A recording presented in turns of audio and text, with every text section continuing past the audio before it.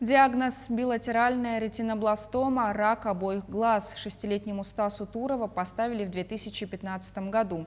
Мальчику было всего 9 месяцев, когда родителям сообщили о страшном диагнозе их сына. С тех пор беззаботное детство Стаса сменили бесконечные обследования, капельницы и химиотерапия.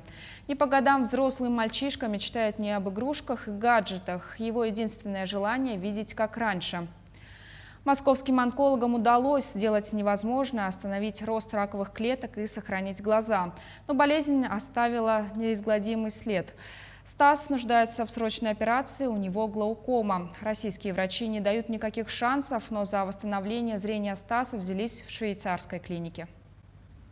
Мне сегодня нелегко, я дома далеко. Не играю я в игрушки, а планшете я забыл. Это грустное стихотворение придумал шестилетний Стас Туров. Ретинобластома, с которым он борется с 9-месячного возраста, сегодня практически лишила его зрения. Диагноз – билатеральная ретинобластома, рак обоих глаз. Стасу поставили слишком поздно, когда признаки стали явными. У него резко начал глазик левый, вот как раз таки, который сильно был поврежден опухолью, он начал у него как-то убегать. И он игрушки подносил слишком близко, пытаясь разглядеть.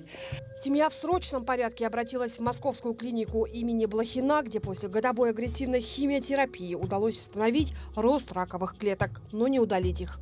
5 системных химиотерапий, уколы в глаза и 2 интраоральных химиотерапии. И также мы, получается, каждые 3-4 месяца по сегодняшний день летаем в Москву на обследование к ним. 20 января Стас отметил свой 6-й год рождения в привычной для себя обстановке в стенах московской клиники. Накануне встречи Нового года у него начались сильные боли в глазу. Обследование показало неутешительный прогноз. Мальчику нужна еще одна операция. Сегодня вторичная компенсированная глаукома в буквальном смысле съедает его единственный видящий глаз. Болел очень сильно глаз. Он не мог ничего делать, он просто лежал, держался за глаз и лежал именно вот на больном глазу, получается.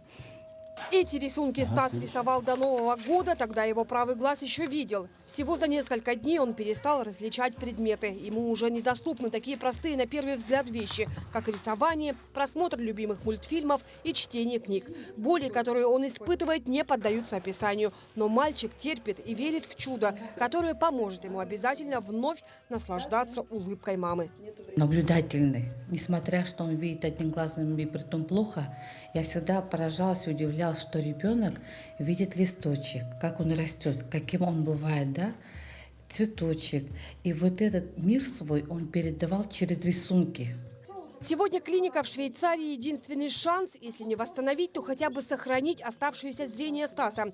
Российские врачи не берутся за такое лечение, а вот в Швейцарии уже ждут. Правда, цена вопроса – 65 тысяч швейцарских франков или почти в 5,5 миллионов рублей. Для семьи неподъемная.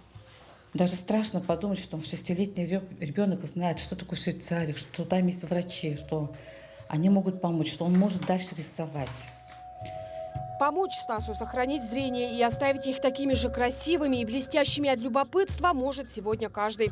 Силами неравнодушных людей, друзей и близких Туровы смогли оплатить половину стоимости клиники. На оставшуюся сумму уже не остается времени. Цена за луч света в семье Туровых с каждым днем все выше. Их ждут в Швейцарии уже в конце февраля. Ульяна Шагина, Георгий Григорьев, Якутск.